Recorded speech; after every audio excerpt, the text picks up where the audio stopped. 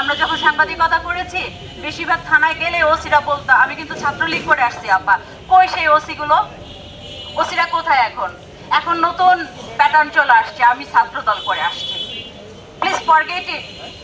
আপনারা কাদের কামলা? জনগণের কামলা, সেটা মনে রাখেন। কোনো আসলে আমরা এখানে কেন দাঁড়িয়েছি, আমার কাছে এই ব্যাপারটা আসলে মজার একটা ব্যাপার মনে হয় যে কিছু হলে আমরা ব্যানার নিয়ে দাঁড়াই, জেলা প্রশাসক কার্যালয়ের সামনে দাঁড়াই, তারপর এসপি অফিসের সামনে দাঁড়াই, মেট্রোপলিটন পুলিশের যিনি কমিশনার আছেন তার অফিসের সামনে দাঁড়াই। আসলে তার পরবর্তীতে কি হয়? কিছুই হয় না। আমি যদি একটু ফ্ল্যাশব্যাকে যাই, একটু পেছনে যাই, গত বছরের একটা হিস্ট্রি যদি আমি তুলে ধরি, আমি নিউজ কভার করতে গিয়েছি, সেখানে আমি নির্যাতনের শিকার হয়েছি। কেমন? যার বিরুদ্ধে আমি নিউজ করতে গেছি সে এসে আমার নিউজ কভারে বাধা সৃষ্টি করেছে, আমার ক্যামেরা ভাঙচুর করেছে, আমার মোবাইল ভেঙেছে। কি হয়েছে? মামলা করেছি, ঠিক আছে। মামলা করার পর আমার বলতে এখন লজ্জা লাগতেছে, ঘেন্নাও লাগছে যে আমাদের কিছু সিনিয়র সাংবাদিক থানার ওসিকে যাই রিকোয়েস্ট করে যেন মামলা না হয়। এখন বলেন আমরা কোথায় আছি? কাদের সাথে চলছি? কাদেরকে সাথে নিয়ে চলছি? কে তারা? সহকর্মী? সহযোদ্ধা? নাকি পাশে থেকে বিষ খাওয়ার জন্য সহযোগিতা করা সেই মানুষটা? কে তারা? তারাই কিন্তু আবার সমাজের নেতা। দেখেন বিভিন্ন সংগঠন, সেই সংগঠনের সভাপতি সেক্রেটারি ঘুরে ঘুরে তারাই হচ্ছে। আমরা কোথায়?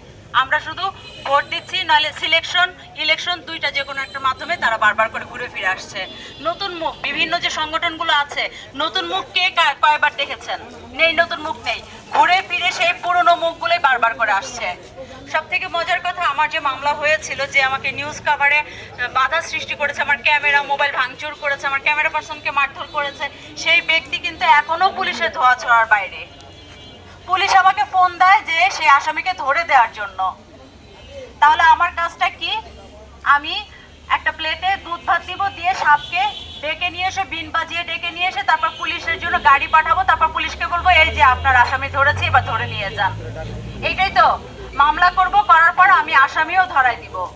শ্রীপুরে যে ঘটনাটা ঘটেছে, পর দেখেন দুটো ঘটনা, দুইজন সাংবাদিক, একজনকে তুলে নিয়ে গুম করার চেষ্টা আর আরেকজনকে প্রকাশ্যে হত্যা করার হুমকি। প্রশাসন কোথায়? ঘুম ভাঙেনি? 5ই আগস্টের ঘটনার পরে কি এখনো ঘুম ভাঙেনি? এখন কি আমাদের নতুন করে ঘুম ভাঙাতে হবে? আমি আসলে মানে খুবই দুঃখিত, প্রায় সময় ফেসবুকে অনেকে অনেক ধরনের পোস্ট দেয়, আমি কোনো কমেন্ট করি না। সেটা হলো আজ অমুক সাংবাদিকের উপরে হামলা হয়েছে, তমুক সাংবাদিকের উপর হামলা হয়েছে, আমরা এর তীব্র প্রতিবাদ জানাই, নিন্দা জানাই। তীব্র মানে নিন্দা প্রতিবাদ এগুলো জানাই কি হবে ভাই? শুয়ে শুয়ে আমি বলতেছি হ্যাঁ আমিও জানাচ্ছি তীব্র প্রতিবাদ, তীব্র প্রতিবাদ। ওয়াশরুমে বসে বসে জানাচ্ছে তীব্র প্রতিবাদ, তীব্র প্রতিবাদ। এই প্রতিবাদের আসলে কি কোনো জোর আছে? আমরা বেহায়া, আমরা সাংবাদিকরা বেহায়া। প্রশাসন আমাদের কোনো কাজ করে না, আমরা কেন কুত্তার মতো দৌড়ায় যাই প্রশাসনে কাজ করতে? আমরা বড় বেহায়া। আমাদের ভিতরে ইউনিটি নাই। আমাদের যারা সিনিয়র নেতারা আছে তাদের নিজেদেরকে নিয়ে ব্যস্ত, নিজেদের পকেট নিয়ে ব্যস্ত। আজকে বিভিন্ন যে সংগঠনগুলো, সেই সংগঠনে আমাকে ডাকে না। টেলিভিশনের সাংবাদিকদের সংগঠন আছে আলাদা, কই একজন সাংবাদিক আমাকে কখনো বলে নাই যে আপনি আসেন। আমি কি টেলিভিশনের সাংবাদিক না? বাংলাদেশের প্রথম শ্রেণীর একটা টেলিভিশনে আমি সাংবাদিকতা করি, কিন্তু কেউ আমাকে কখনো ডাকেনি। কেন? Because of my tongue. আমি সত্য কথাটা বলি, এই জন্য আমাকে কেউ কখনো ডাকে না। আমি অপছন্দের ব্যক্তি সবার কাছে, আমি অপছন্দের ব্যক্তি হয়ে থাকতে চাই। যে বা যারা নির্যাতনের শিকার হয় আমি তাদের পাশে থাকতে চাই, আমি তাদের পাশে ছিলাম, আছি। আমার যখন দুর্ঘটনাটা ঘটে তখন এই মুজাহিদ ভাই, আরিফ ভাই প্রত্যেকে আমার পাশে এসে দাঁড়াচ্ছে। আমি আজকে আমার সেই ভাইদের পাশে এসে দাঁড়িয়েছি। এবং আর একটা ওয়ার্নিং দিয়ে দিতে চাই, সেটা হলো প্রশাসন যারা আছেন, বলছি ঘুম ভাঙেন। আওয়ামী লীগ সরকারের যে পতন, এটা কিন্তু খুব সুন্দর একটা দৃষ্টান্ত আপনাদের জন্য। এখান থেকে শিক্ষা নেন, শিক্ষা নেন। নিজেকে ছাত্র দলের অমুক ক্যাডার তমুক ক্যাডার, ঢাকা বিশ্ববিদ্যালয়ের অমুক হলে ছিলাম তমুক হলে ছিলাম, কাইন্ডলি এই পরিচয়গুলো বাদ দেন।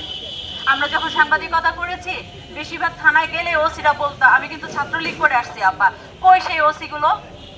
ওসিরা কোথায় এখন? এখন নতুন প্যাটার্ন চলে আসছে, আমি ছাত্র দল করে আসছি। Please forget it.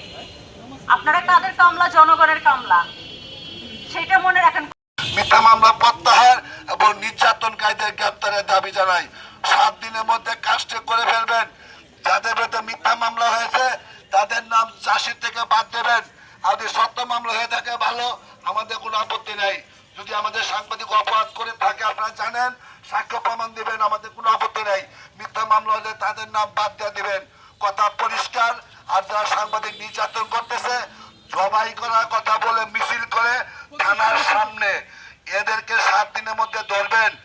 না ধরলে কে কাকে ধরে বুঝবেন। আমরা মব জাস্টিসে বিশ্বাস করি না। তবে দেশে যেহেতু আইন শৃঙ্খলা বাহিনীর সংখ্যা কম, কাজে ছাত্র জনতাই এখন অনেকটা সরকারের একটা পার্ট। কাজে আমরা সরকারকে, আমরা খারাপ লোকগুলা ধরে দেওয়ার জন্য আমরা সহযোগিতা করব।